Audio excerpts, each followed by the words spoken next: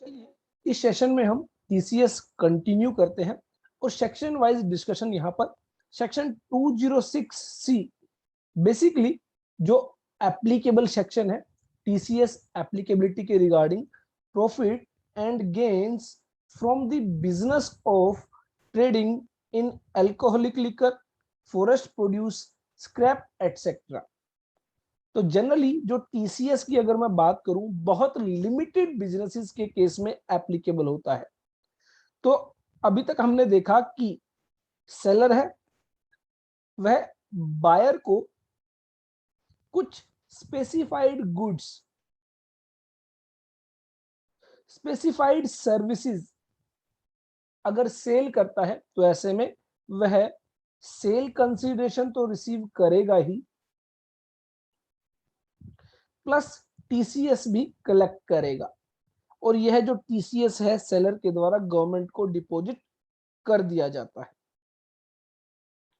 तो ऐसे में बताया गया अगर कोई भी seller, every person being a seller shall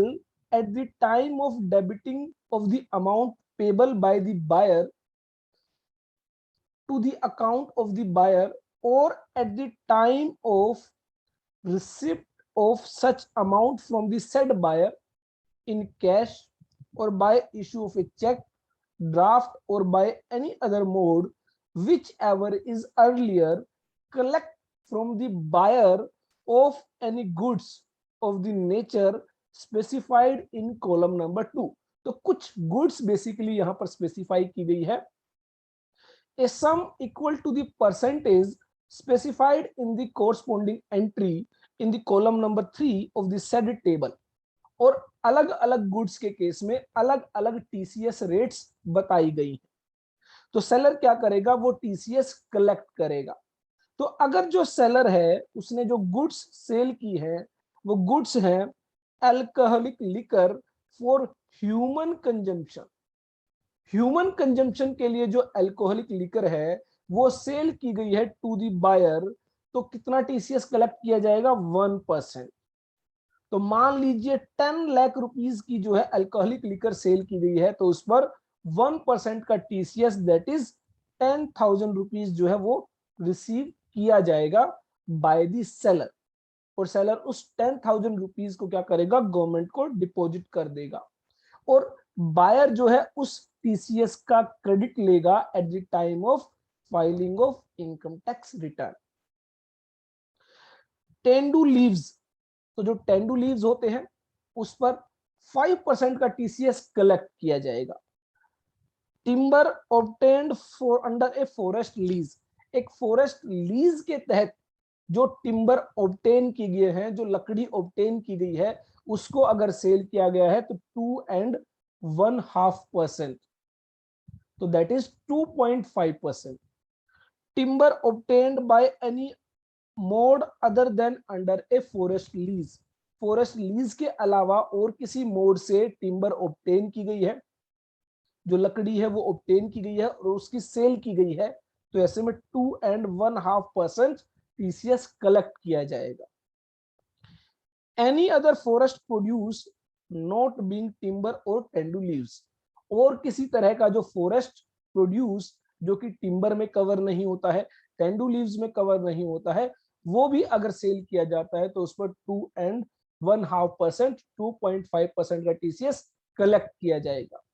scrap cell अगर की जाती है तो 1% का टीसीएस कलेक्ट किया जाएगा। मिनरल बीइंग कोल और लिग्नाइट और आयरन ओर, तो जो है कोयला है, लिग्नाइट है और आयरन ओर है, तो ऐसे में 1% का टीसीएस कलेक्ट किया जाएगा। तो ये बेसिकली स्पेसिफाइड गुड्स बताई गई है जिनके केसेस में जो सेलर है वो अगर सेल करता है तो वो क्या करेगा, टीसीएस कलेक्ट करेगा। तो जो भी रिस्पेक्टिव टीसीएस रेट होगी वो टीसीएस कलेक्ट किया जाएगा by the seller. Section 206 C subsection 1 के अंदर ये गुड्स बेसिकली स्पेसिफाई की गई है। लेकिन एक बात आपको यहां पर ध्यान रखनी है कि अगर सेलर के द्वारा ये गुड्स सेल की गई है टू दी बायर, तो ऐसे में अगर बायर के द्वारा ये गुड्स परचेज की गई है फॉर पर्सनल यूज, या फॉर पर्सनल कंजम्पशन, तो ऐसे में टीसीएस एप्लीकेबल नहीं होगा। तो दैट मीन्स अगर बायर बिजनेस पर्पज के लिए ये गुड्स परचेज करेगा तो ही टीसीएस की बात होगी। इसके लिए बेसिकली यहां पर सेक्शन 206 सी के तहत जो एक्सप्लेनेशन दी गई है उसमें बताया गया है, buyer with respect to subsection 1 does not include a buyer in the retail sale of such goods purchased by him for personal consumption। तो अगर रिटेल सेल की गई है जहां पर जो आपका कस्टमर है वो उन गुड्स को कंज्यूम करने वाला है, जो बायर है वो उन गुड्स को यूज करने वाला है, कंज्यूम करने वाला है, फर्दर सेल नहीं करने वाला है, तो वो सबसेक्शन 1 के तहत बायर नहीं माना जाएगा, टीसीएस कलेक्ट नहीं किया जाएगा। तो जनरली आप देखेंगे अल्कोहल शॉप्स पर जो अल्कोहल रिटेल कस्टमर्स को सेल की जाती है, जो बेसिकली उस अल्कोहल को कंज्यूम करने वाले हैं, उनसे कोई टीसीएस कलेक्ट नहीं किया जाता। सिमिलर वे में अगर आप कोई टिम्बर जो है अपने पर्सनल यूज के लिए परचेज करते हैं, उस पर कोई टीसीएस कलेक्ट नहीं किया जाता। तो ये आपको ध्यान रखना है कि सेलर पर रिस्पॉन्सिबिलिटी टीसीएस कलेक्ट करने की तभी होगी जब बायर उन गुड्स को बिजनेस यूज में लेने वाला है, उनकी फर्दर सेल करने वाला है। अगर वो पर्सनल यूज में है, रिटेल सेल है, कंजम्पशन जो है बायर के द्वारा की जाने वाली है, तो टीसीएस कलेक्ट नहीं किया जाएगा। उसके अलावा बताया गया कि अगर कोई भी गुड्स मैन्युफैक्चरिंग पर्पज के लिए यूज की जाने वाली है, कोई भी गुड्स मैन्युफैक्चरिंग पर्पज के लिए यूज की जाने वाली है, तो बायर ऐसे में एक डिक्लेरेशन दे सकता है, कि ये जो गुड्स हैं वो वह मैन्युफैक्चरिंग पर्पज के लिए यूज करेगा, तो भी ऐसे में कोई टीसीएस की बात नहीं होगी। यहां पर कहा गया notwithstanding anything contained in subsection 1, no collection of tax shall be made in the case of a buyer who is resident in India if such buyer furnishes to the person responsible for collecting tax a declaration in writing in duplicate in the prescribed form and verified in the prescribed manner to the effect that such goods referred to in column number 2 are to be utilized for the purpose of manufacturing, processing, or producing articles or things, or for the purpose of generation of power and not for trading purpose। तो basically trading purpose के लिए वो goods use नहीं की जाने वाली है, तो ऐसे में एक डिक्लेरेशन बायर के द्वारा सेलर को दी जा सकती है, और ऐसे में सेलर जो है टीसीएस कलेक्ट नहीं करेगा। तो इसका मतलब ये हुआ कि सेलर जब भी बायर को गुड्स सेल करेगा, तो दो बातें आपको यहाँ पर चेक करनी है कि बायर के द्वारा वो बिजनेस पर्पस के लिए यूज की जाएंगी या फिर पर्सनल पर्पस के लिए। अगर पर्सनल पर्पस के लिए यूज की जाएंगी तो टीसीएस की बात नहीं होगी, और बिजनेस पर्पस में भी आप चेक करेंगे कि क्या वो ट्रेडिंग पर्पस के लिए जो है परचेज की गई है या फिर other than trading purpose, that is manufacturing processing. तो ऐसे में ट्रेडिंग पर्पस के केस में टीसीएस कलेक्ट किया जाएगा, अदर देन ट्रेडिंग केस में जो है टीसीएस कलेक्ट नहीं किया जाएगा, लेकिन बायर को जो है एक डिक्लेरेशन इन राइटिंग देनी होगी टू दी सेलर कि ये जो गुड्स हैं ये मैन्युफैक्चरिंग, प्रोसेसिंग या फिर प्रोड्यूसिंग एनी आर्टिकल और थिंग जो है यूज की जाने वाली है। Even generation of power, electricity के लिए भी जो है अगर वो गुड्स कंज्यूम की जाने वाली है तो भी ऐसे में टीसीएस कलेक्ट नहीं होगा। और ये जो डिक्लेरेशन है बाय द सेलर जो है डिपॉजिट की जाएंगी, सबमिट की जाएंगी to the commissioner of income tax. The person responsible for collecting tax under this section shall deliver or cause to be delivered to the principal chief commissioner or chief commissioner or principal commissioner or commissioner one copy of the declaration। referred to in subsection 1 on or before the 7 days of the month next following the month in which declaration is furnished to him। तो जिस महीने में declaration seller receive करेगा उस महीने से जो अगला महीना होगा उस महीने की 7 तारीख तक, अगले महीने की 7 तारीख तक वो जो है ये डिक्लेरेशन की एक कॉपी कमिश्नर, चीफ कमिश्नर को जो है सबमिट करेगा। इसके अलावा सर्विसेज के केस में अगर मैं बात करूं, basically every person who grant a lease or a license or enters into any contract, otherwise transfer any right or interest either in whole or in part in any parking lot, तो किसी parking lot का जो space है उसको lease पर देता है, उसका लाइसेंस इशू करता है, या फिर जो है किसी भी तरह का कोई राइट ट्रांसफर करता है पार्किंग लॉट या फिर टोल प्लाजा और माइन और query to another person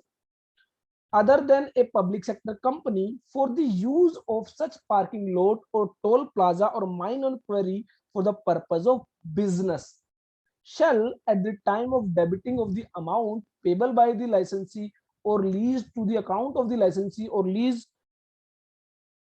at the time of receipt of such amount from the licensee or lessee in case in cash or by issue of a check, draft or any other mode, whichever is earlier, collect from the licensee or lessee of any such license, contract or lease of the nature specified in column number 2। तो basically 3 तरह की जो है services बताई गई। अगर आप parking lot, toll plaza, mining और क्वेरी, ये जो है अगर आप रेंट पर देते हैं, लीज पर देते हैं, तो ऐसे में इन पर 2% का जो है टीसीएस कलेक्ट किया जाएगा। तो मान लीजिए एक्स वाई जेड कंपनी के पास जो है एक पार्किंग स्पेस है, एक पार्किंग लॉट है, जिसको वो जो है A B C partnership firm जो है उसको लाइसेंस पर देती है या लीज पर देती है, और लेट से लीज पर दिया, एनुअल लीज रेंटल जो है वो है 10 लाख रुपीज, तो इस पर 2% का जो है टीसीएस कलेक्ट किया जाएगा बाय दी XYZ कंपनी और वो पे किया जाएगा टू द गवर्नमेंट। और एबीसी पार्टनरशिप फर्म जब अपनी इनकम टैक्स रिटर्न फाइल करेगी उस 2% का क्रेडिट वो जो है क्लेम कर सकती है। तो गुड्स के केस में बेसिकली सबसेक्शन 1 में बताया गया, और जो है बेसिकली सर्विसेज की अगर मैं बात करूं, parking lot, toll plaza, mining and quarrying, इसके केस में जो है सबसेक्शन 1C के तहत बेसिकली जो है टीसीएस की बात की गई। उसके बाद सबसेक्शन 1D डिलीट कर दिया गया, सबसेक्शन 1E डिलीट कर दिया गया। इसके बाद हमारा सबसेक्शन आता है 1F। तो सेक्शन 206C सबसेक्शन 1F के तहत बताया गया,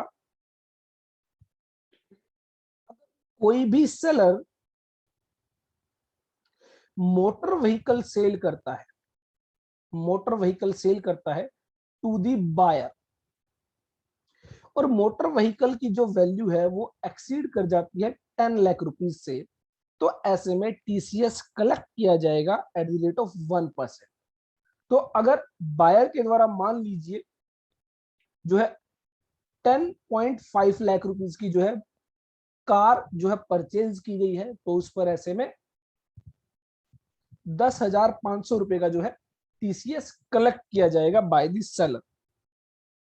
यहां पर एक बात का आपको ध्यान रखना है कि बायर चाहे बिजनेस पर्पज के लिए व्हीकल परचेज करे या फिर पर्सनल पर्पज के लिए व्हीकल परचेज करे, दोनों ही केसेस में टीसीएस एप्लीकेबल होगा। रीजन बीइंग, वहां पर जो बायर की डेफिनेशन दी गई थी वो सबसेक्शन 1 के लिए बताई गई थी, जबकि सबसेक्शन 1F वहां पर नहीं लिखा गया था। तो दैट मींस अगर सेलर मोटर व्हीकल सेल करता है टू दी बायर, अब बायर भले ही उस व्हीकल को अपनी फैक्ट्री पर्पज के लिए यूज करे, अपने बिजनेस पर्पज के लिए यूज करे या फिर अपने पर्सनल पर्पज के लिए यूज करे, दोनों ही केसेस में टीसीएस कलेक्ट किया जाएगा बाय द सेलर। और यह जो 10 लाख रुपीस की वैल्यू बताई गई, एक्सीडिंग 10 लाख रुपीस, यह वैल्यू है inclusive of taxes. That means 8 lakh rupees की मान लीजिए व्हीकल वैल्यू है और 2.5 लाख रुपीस की जो है जीएसटी अमाउंट है, तो ऐसे में 10.5 लाख रुपीस अगर आपके जो है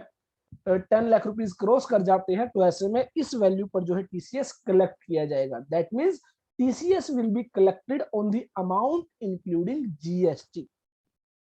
जनरली हमने देखा TDS के केस में जब TDS डिडक्ट किया जाता है तो वो एक्सक्लूडिंग GST अमाउंट पर जो है डिडक्ट किया जाता है। दैट मींस GST वैल्यू को लेस करने के बाद जो है उस वैल्यू पर TDS डिडक्ट किया जाता है। लेकिन TCS के रिगार्डिंग आप ध्यान रखें, TCS हमेशा जो आपकी आफ्टर टैक्स वैल्यू होगी उस वैल्यू पर कलेक्ट किया जाएगा बाय द बायर। तो every person being a seller who receives any amount as consideration for sale of a motor vehicle of the value exceeding 10 lakh rupees. तो अगर आपकी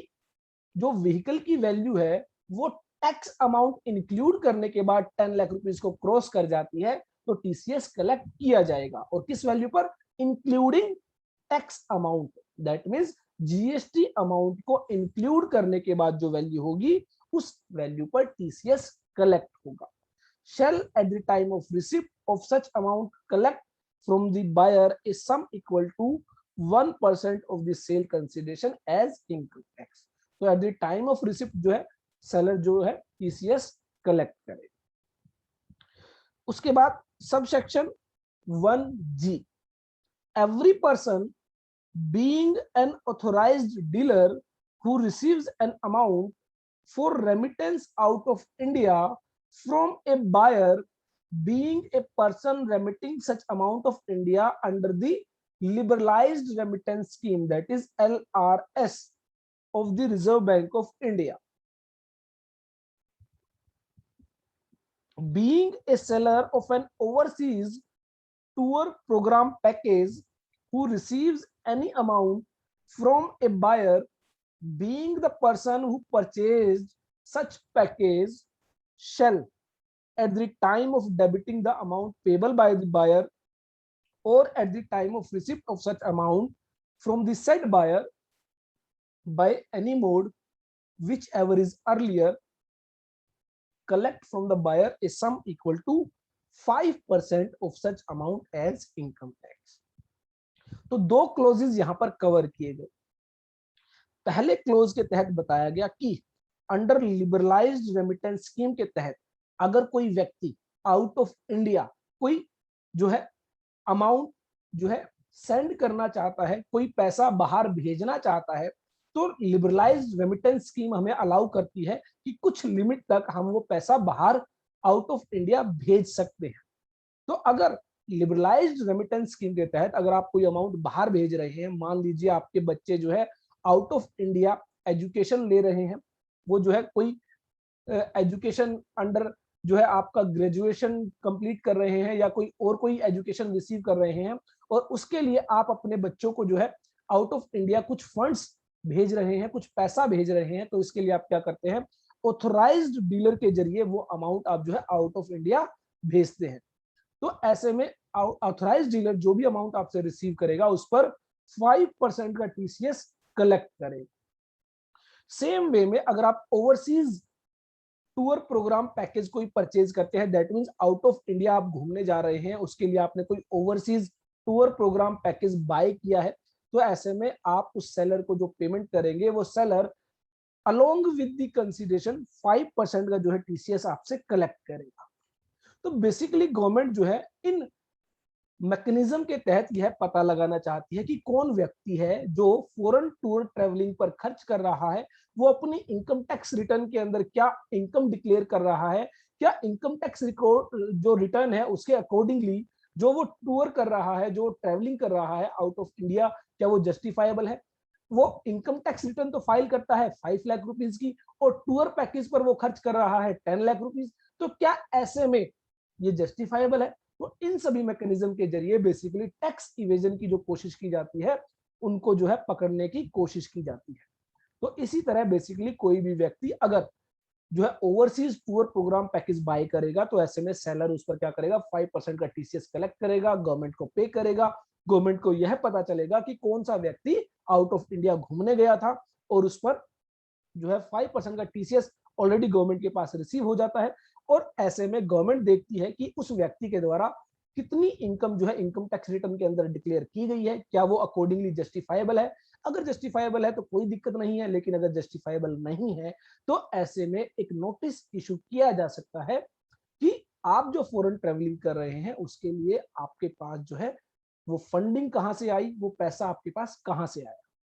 तो इसलिए बेसिकली टीडीएस और टीसीएस मैकेनिज्म जो बनाया गया है वो टैक्स इवेजन को रोकने के लिए, टैक्स की चोरी को रोकने के लिए, जो लोग इनकम छुपाते हैं उन लोगों को पकड़ने के लिए ये मैकेनिज्म बेसिकली बनाया गया है।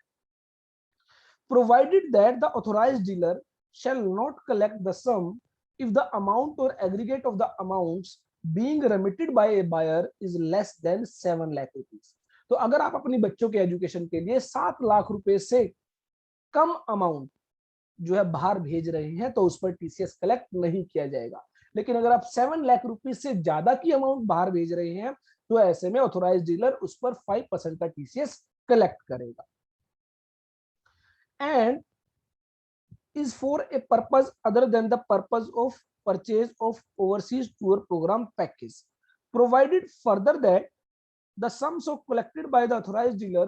from the buyer shall be equal to 5% of the amount or aggregate of the amount in excess of 7 lakh rupees remitted by the buyer in a financial year where the amount being remitted is for a purpose other than purchase of overseas tour program package।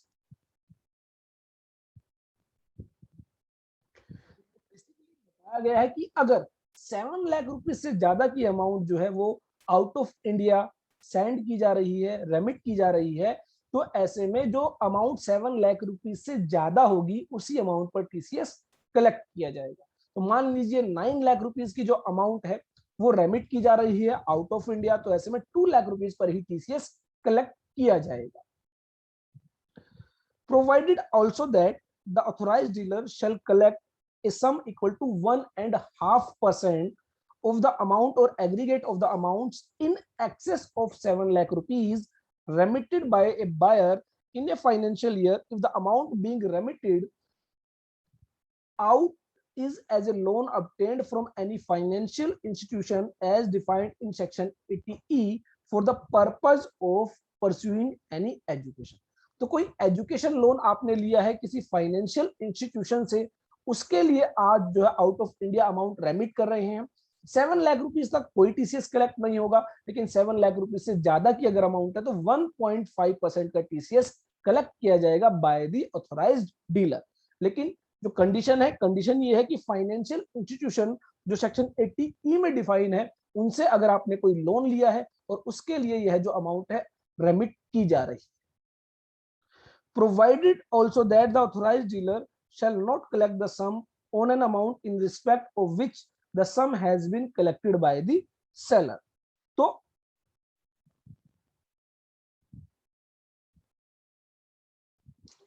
अगर overseas tour programme package के तहत जो seller ने already TCS collect कर लिया है तो ऐसे में ऑथराइज्ड डीलर के द्वारा फर्दर जो है टीसीएस कलेक्ट नहीं किया जाएगा। तो अगर in case of overseas tour programme package के तहत सेलर के द्वारा बायर से टीसीएस कलेक्ट कर लिया गया है और उसके बाद जो है अमाउंट रेमिट की जाती है थ्रू ऑथराइज्ड डीलर, तो ऑथराइज्ड डीलर उस पर फिर से टीसीएस कलेक्ट नहीं करेगा। उसके अलावा बताया गया कि अगर बायर को ही टीडीएस डिडक्ट करने की लायबिलिटी है, मान लीजिए जो सेलर है वो ओवरसीज प्रोग्राम पैकेज सेल करता है और ऐसे में बायर जो है ऑलरेडी टीडीएस डिडक्ट करने के लिए लायबल है, तो ऐसे में सेलर टीसीएस कलेक्ट नहीं करेगा। Provided also that the provision of this subsection shall not apply if the buyer is liable to deduct tax under any other provision of this act and has deducted such amount. तो buyer के ऊपर अगर responsibility है TDS deduct करने की तो buyer TDS deduct करेगा। अगर बायर ने टीडीएस डिडक्ट नहीं किया तो सेलर टीसीएस कलेक्ट करेगा। ये कंफ्यूजन जनरली आपको बहुत सारे सेक्शंस में देखने को मिलेगा, लेकिन जनरली आप देखेंगे कि टीडीएस को पहले प्रेफरेंस दी जाएगी। अगर बायर पर टीडीएस डिडक्ट करने की लायबिलिटी होगी तो बायर टीडीएस डिडक्ट करेगा, ऐसे में सेलर टीसीएस कलेक्ट नहीं करेगा। लेकिन अगर बायर पर टीडीएस डिडक्ट करने की लायबिलिटी नहीं है तो ऐसे में सेलर क्या करेगा, टीसीएस कलेक्ट करेगा फ्रॉम द बायर। इसके अलावा this section shall not apply if the buyer is central government, state government, embassy, high commission, a commission, consulate, the trade representation of a foreign state, a local authority as defined in explanation to clause 20 of section 10, or any other person as the central government may by notification in the official gazette specify for this purpose subject to such condition as may be prescribed therein। तो basically government को अगर service दी जा रही है तो ऐसे में seller TCS collect नहीं करेगा, ना ही ऑथोराइज्ड डीलर टीसीएस कलेक्ट करेगा। और गवर्नमेंट जो है ऐसे में कुछ क्लास ऑफ पर्संस को जो है नोटिफाई कर सकती है जिन पर यह टीसीएस क्लोज एप्लीकेबल नहीं होगा।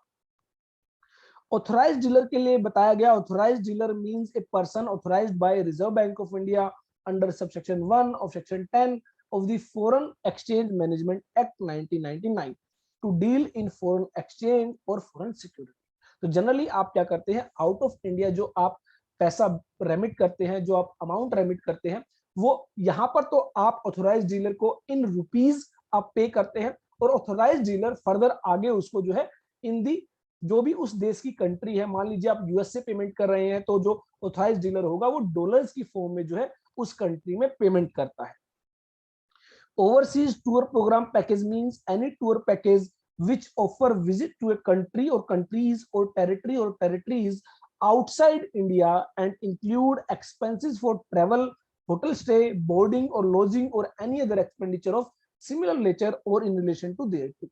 तो बेसिकली आउट ऑफ इंडिया जो आप ट्रेवलिंग करते हैं, जो आप स्टे करते हैं, बोर्डिंग लॉजिंग के जो भी आपके एक्सपेंसेस होते हैं वो क्या माने जाते हैं, overseas tour programme package. Clause 1H, subsection 1H, every person being a seller who receives any amount as consideration for sale of any goods of the value or aggregate of such value exceeding 50 lakh rupees in any previous year other than the goods being exported out of India or goods covered in subsection 1 or subsection 1F or subsection 1G shall at the time of receipt of such amount collect from the buyer a sum equal to 0.1% of the sale consideration exceeding 50 lakh rupees। तो basically जब हमने section 194Q को discuss किया था in the TDS provision, वहां पर हमने यह सेक्शन जो है बहुत ही ज्यादा डिटेल में डिस्कस किया था। तो वहां पर हमने देखा था कि सेलर और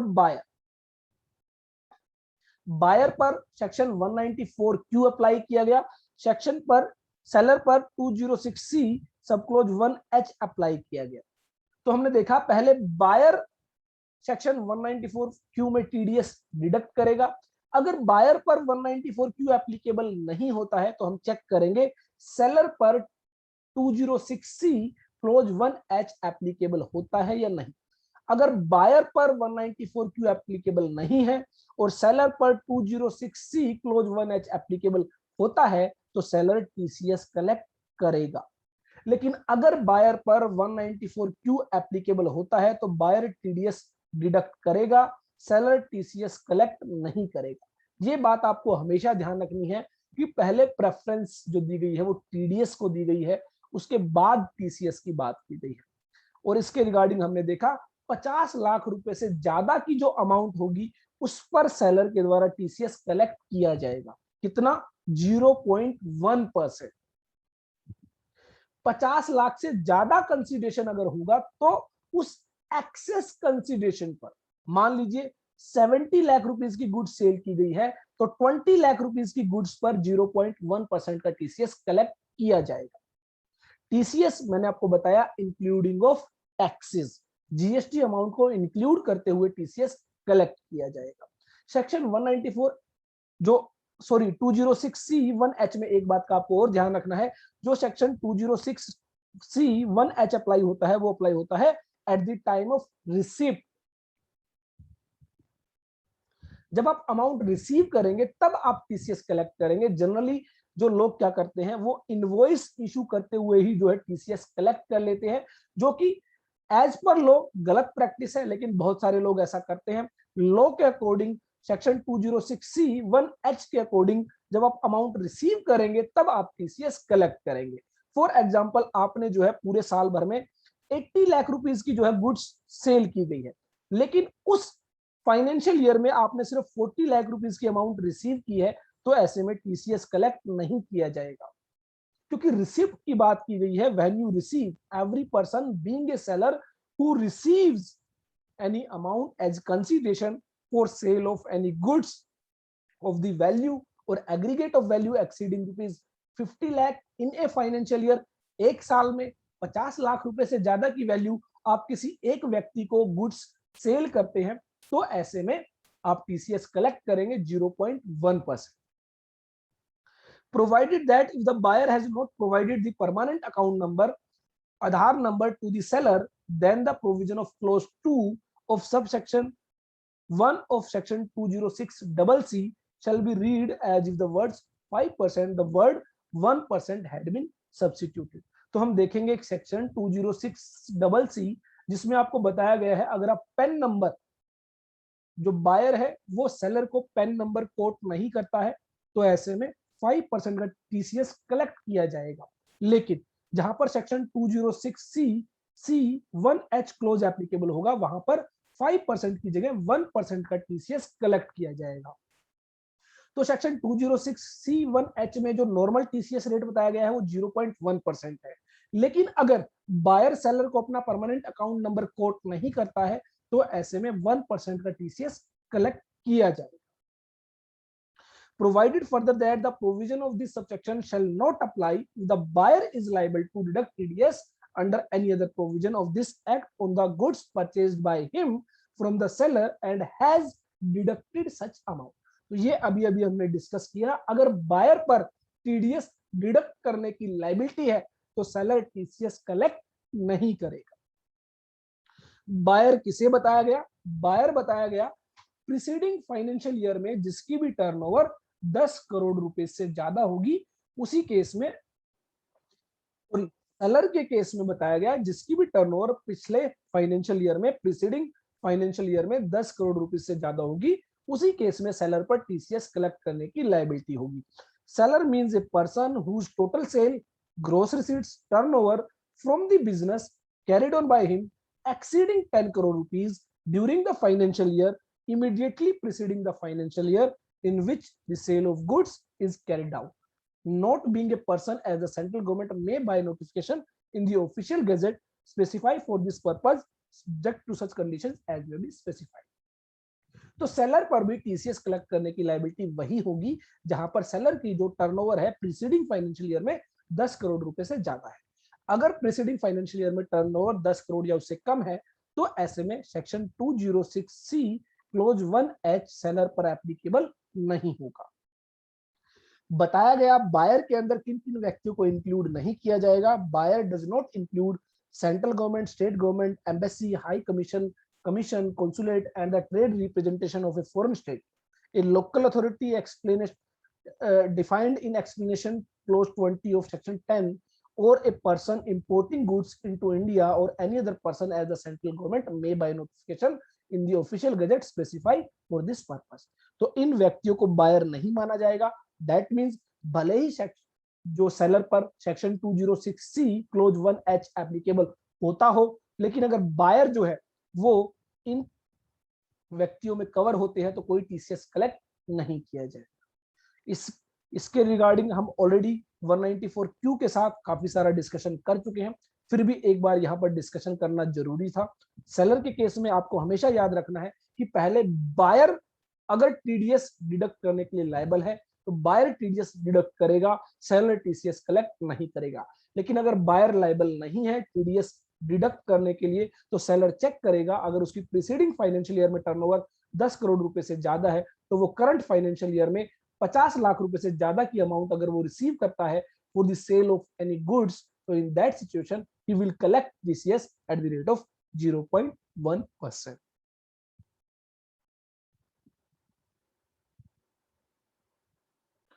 तो ये बेसिकली वो लीगल प्रोविजंस थे जो टीसीएस कलेक्ट करने के लिए सेलर को रिस्पॉन्सिबल करते हैं। 206C जो है गवर्निंग सेक्शन है टीसीएस कलेक्शन के लिए।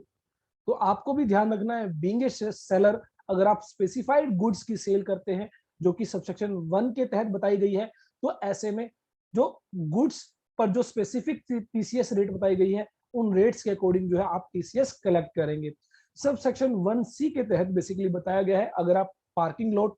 माइनिंग, क्वेरिंग और जो है टोल प्लाजा अगर आप लीज पर देते हैं, लाइसेंस इशू करते हैं, तो ऐसे में आप जो है 2% का टीसीएस कलेक्ट करेंगे। इसके अलावा अगर मोटर व्हीकल की सेल की जाती है 10 लाख रुपीज से ज्यादा की अमाउंट है, तो ऐसे में 1% का टीसीएस कलेक्ट किया जाएगा।